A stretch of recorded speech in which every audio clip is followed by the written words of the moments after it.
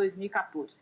Entrevistas que acontecem no momento que marca a largada da campanha de cada um, quando seus nomes são confirmados nas convenções partidárias. O entrevistado de hoje é Aécio Neves, 54 anos, ex-deputado federal, ex-presidente da Câmara e ex-governador de Minas Gerais por 2 mandatos. Neste sábado, 14 de junho, o PSDB oficializa a candidatura de Aécio à presidência da República.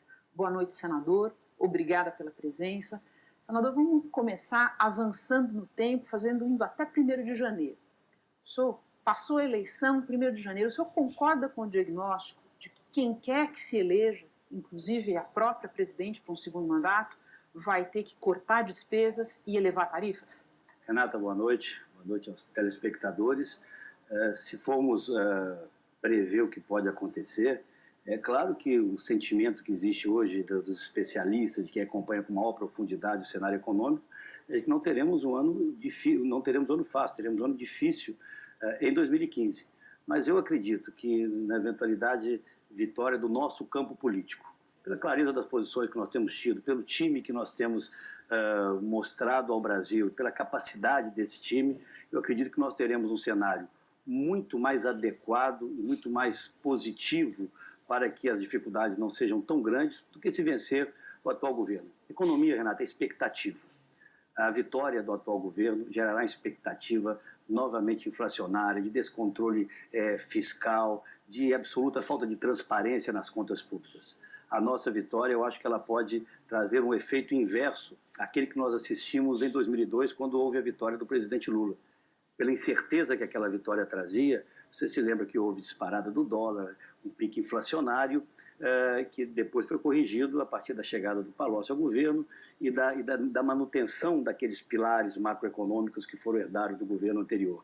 Ali houve um período de estabilidade que, infelizmente, não foi usado para as grandes reformas como deveria ter sido. Eu acredito que a vitória nossa gerará um ambiente de maior serenidade e tranquilidade para que nós possamos aplicar políticas públicas mais adequadas à retomada do crescimento e ao controle inflacionário. Mas só para resumir, com ajuste fiscal ou sem ajuste fiscal? O ajuste será feito, mas não será feito do dia para a noite. E o tamanho dele dependerá do tamanho do desmonte que o atual governo vem fazendo, né? Agora, é natural que uma chegada nossa no governo, nós tenhamos uma política fiscal muito mais austera do que essa que vem acontecendo hoje, e principalmente mais transparente. O governo atual, Renata, ele aposta no descontrole, ele aposta permanentemente na maquiagem dos números como instrumento de superação de dificuldades. E, ao contrário, isso só vem agravando as nossas dificuldades. As pessoas querem voltar a confiar nos números do governo, querem voltar a confiar na nossa política fiscal, nas metas de inflação buscadas efetivamente pelo governo. E acho que o nosso governo ele cria um clima muito mais sereno e adequado no mercado, que será importante para que nós possamos, como eu disse, retomar o crescimento, garantir maiores investimentos para o Brasil e controlar a inflação. Tudo que o atual governo não vem fazendo. Falando em meta de inflação, se eleito, o senhor teria como se comprometer a trazer a inflação para o centro da meta já em 2015? Olha, não conseguiremos trazer em 2015. Esse é um projeto, nós temos discutido isso com a nossa equipe econômica para 2 a 3 anos. Agora nós vamos focar no centro da meta, não no teto, como vem fazendo o atual governo. O atual governo ignorou o centro da meta e trabalha para manter-se ali no limite do teto, mesmo com preços controlados de combustíveis, de energia, de transportes públicos. Você sabe, Renata, que a atual presidente da República completará o seu mandato nos deixando a terceira pior média de crescimento da nossa economia desde a proclamação da República. O governo da presidente Dilma só não crescerá menos do que cresceu o governo Floriano Peixoto no final do século XIX e o governo Collor no final do século passado. Portanto, é o terceiro pior resultado de toda a nossa história republicana. Portanto, eu tenho absoluta convicção de que a adoção de novas políticas públicas, a reorganização do Estado brasileiro, o resgate da confiança do investidor perdida em relação a esse governo, nos permitirá sair da lanterna de crescimento na América do Sul, como vem acontecendo hoje, para termos um crescimento mais vigoroso e contínuo ao longo dos próximos anos. O senhor tem dito que cortaria pela metade o número de ministérios. Quais pastas o senhor cortaria e quantos cargos na administração seriam cortados? Renato, eu considero um assinte à inteligência dos brasileiros, o número de cargos comissionados, o número de ministérios que hoje o governo federal dispõe. Se fosse ainda para entregar serviços públicos de boa qualidade, se justificaria, mas não, é para acomodar uma ampla base parlamentar que não tem amálgama, que na verdade não tem servido para nada de relevante em relação ao interesse dos brasileiros. Eu cheguei a perguntar outro dia do plenário do Senado, para que uma base de 80% no Senado, de 75% na Câmara, se nenhuma questão estruturante foi tratada por esse governo? Nós estamos desenhando um novo modelo do Estado brasileiro, com as mais capacitadas figuras brasileiras. O governador Anastasia, que você conhece, ex-governador de Minas Gerais, coordena esse trabalho. Nós vamos redesenhar o Estado e trazer eficiência ao setor público. E faço isso com a autoridade de quem fez em Minas Gerais. Em Minas nós acabamos com cerca de metade dos cargos comissionados, com 1/3 das secretarias de Estado, e as políticas públicas melhoraram muito. Minas passou a ter a melhor educação fundamental do Brasil, a melhor saúde da região sudeste. Nós temos que introduzir na administração pública federal, Renata, aquilo que o governo federal descarta e despreza, a meritocracia, metas a serem alcançadas. Minas Gerais, me permita voltar mais uma vez ao estado que governei por 8 anos, é o único dos estados brasileiros em que 100% dos servidores são avaliados, eles têm metas a serem alcançadas. Alcançaram ao final do ano essa meta, eles são remunerados, eles têm um 14º salário. Para você ocupar um cargo na área administrativa ou financeira da administração direta do Estado, você tem que passar por uma certificação feita por um órgão externo ao governo, no caso de Minas, a Universidade Federal de Minas Gerais. Vamos introduzir isso também na administração pública federal. Meritocracia, resultados, resgatar as agências reguladoras das garras do aparelhamento, que é a marca principal desse governo. Olha, Renata, há uma imensidão de desafios a serem enfrentados pela frente, mas eu digo logo aqui na largada do nosso programa que eu estou absolutamente determinado a enfrentá-los. O Brasil não merece ser o lanterna do crescimento na nossa região, ver a inflação voltando a atormentar a vida, principalmente daqueles que menos têm, e os nossos indicadores sociais deixaram de melhorar. A segurança pública é uma tragédia, a saúde pública é outra grande tragédia, com a omissão crescente do governo federal. Na educação, os principais rankings internacionais do Brasil pontuam nas últimas colocações e querem nos fazer crer que isso é natural, que isso é razoável, que isso é aceitável. Não é. O Brasil merece muito mais do que está tendo e essa é a razão de eu estar aqui hoje, essa é a razão que nós apresentamos o nosso projeto. Nós vamos chegar a Minas logo mais, mas vamos falar mais um pouco do quadro nacional. O senhor mesmo admite que reduzir o número de ministérios seria uma providência simbólica, que não faria nem cócegas no problema fiscal brasileiro.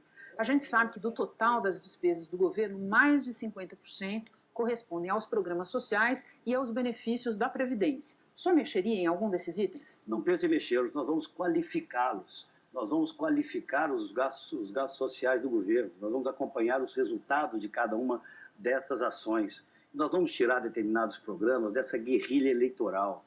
Para se ter uma ideia, né, eu apresentei um projeto recentemente no Senado que transforma o Bolsa Família em programa de Estado, inclui o Bolsa Família na Lei Orgânica da Assistência Social, para que ele saia desse terrorismo eleitoral, né, e o PT usa muito isso às vésperas de cada eleição, como se o adversário do programa, o adversário do partido fosse adversário do programa, o que não é.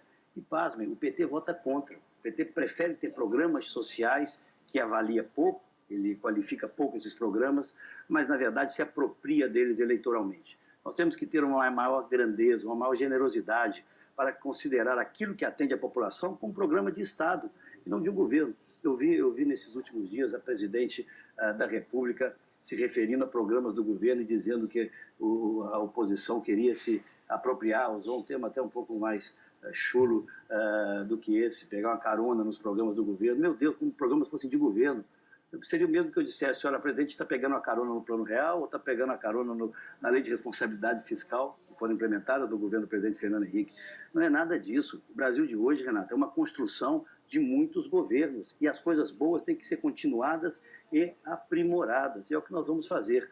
Agora nós vamos fazer o país crescer mais. Nós vamos criar um ambiente de estabilidade, um ambiente de confiança, de regulação, que vai permitir que nós retomemos os investimentos e aí sim, a retomada dos investimentos, o crescimento da nossa economia vai ser a nova alavanca para mantermos e qualificarmos os atuais programas sociais, mas fazermos com que o Brasil volte a gerar empregos de maior qualidade e possa também se desenvolver socialmente.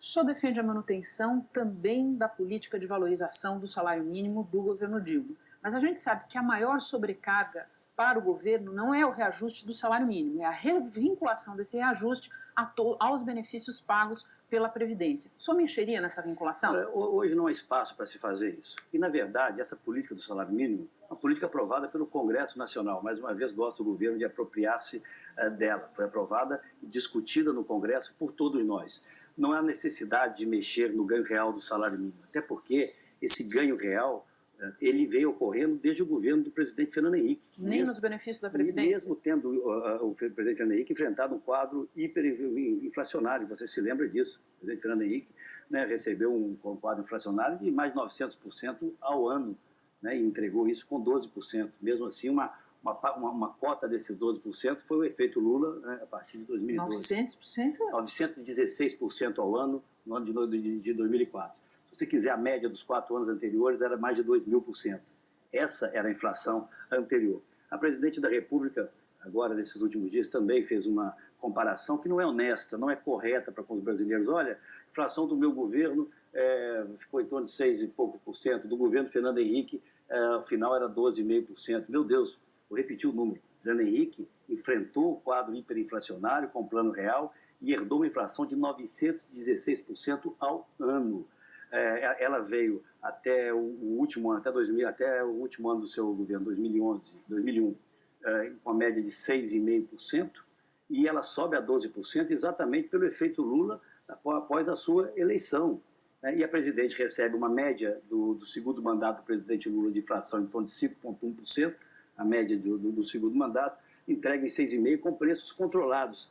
Quem é mais eficiente? Quem tem maior capacidade de enfrentar o problema inflacionário? Nós ou o PT? Claro que somos nós. Agora, se o senhor defende a manutenção da política do salário mínimo como está hoje, vinculada ao pagamento dos benefícios da Previdência, o aumento do Bolsa Família, a correção da tabela do imposto de renda pela inflação cheia, a gente olha tudo isso somado e pergunta de onde vai vir essa política fiscal austera que o senhor disse que vai adotar? Do crescimento da economia. Nós vamos crescer esse ano 1,8%. Isso não é lógico, não é racional. Nós vamos fazer o país retomar um ciclo de crescimento, como eu disse, vamos qualificar os programas que efetivamente atendem a sociedade, atendem aqueles que mais precisam, e é isso que vai nos permitir ter uma política austera. E ao longo do tempo, acho sim, Renato, que é possível você, a partir do crescimento da economia, encaixar os gastos correntes do governo, que cresceram nesse primeiro trimestre alguma coisa em torno de 15% em relação ao mesmo trimestre do ano passado,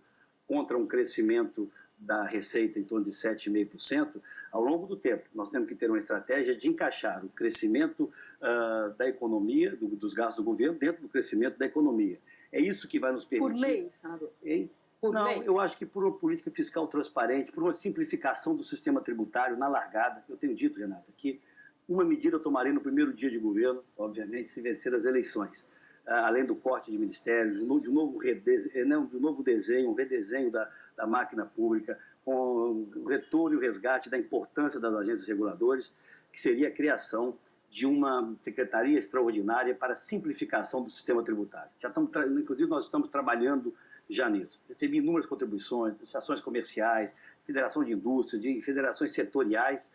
Hoje, calcula-se que se gasta no Brasil mais de 40 bilhões de reais apenas para o pagamento, apenas para a máquina pagadora, não para os tributos efetivamente, apenas para a máquina que paga os tributos brasileiros. Então, enfrentar esse emaranhado de impostos indiretos, simplificar o sistema, é algo possível de se fazer no primeiro momento. E a médio prazo, aí sim, nós temos que encontrar um espaço fiscal para que haja a diminuição horizontal da carga tributária. Não se fará isso com mágica, fará isso com sinalizações claras, com políticas austeras e, obviamente, com eficiência na gestão do orçamento. Agora, o senhor acha que precisa de uma nova secretaria para fazer isso? O senhor disse que essas pessoas já estão trabalhando nesse programa. O senhor não pode apresentar esse programa antes da eleição? Não, eu acho que essa secretaria ela representará setores muito expressivos da sociedade brasileira. Dará um caráter plural. Não será uma ação do governo. Será uma contribuição da sociedade, sobretudo daqueles que vivem o drama hoje de termos a maior carga tributária do Brasil e serviços públicos de baixa qualidade.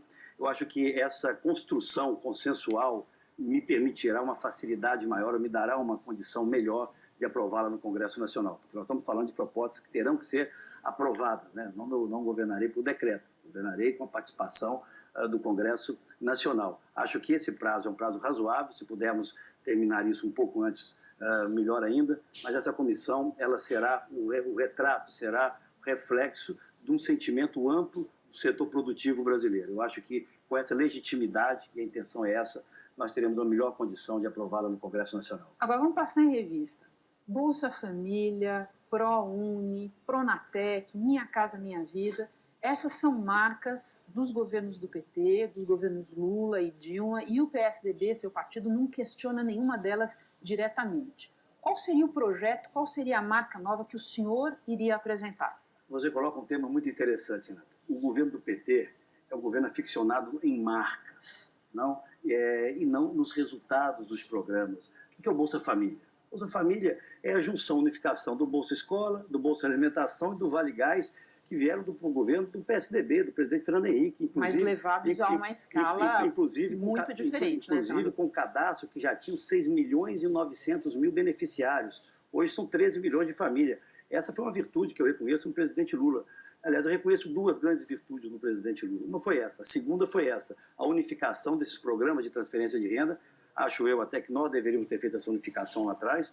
Você se lembrará, o programa social do governo do presidente Lula era algo chamado Fome Zero, que ninguém conseguiu entender o que era e foi colocado numa gaveta e lá está até hoje. O presidente Lula teve a virtude de ampliar esse programa, dar a ele uma dimensão maior, e a outra grande virtude foi ter esquecido tudo que disse na campanha eleitoral de 2002 e ter mantido os pilares macroeconômicos de meta de inflação, de câmbio flutuante, de superávit primário, intocados durante todo o seu primeiro mandato e metade do segundo.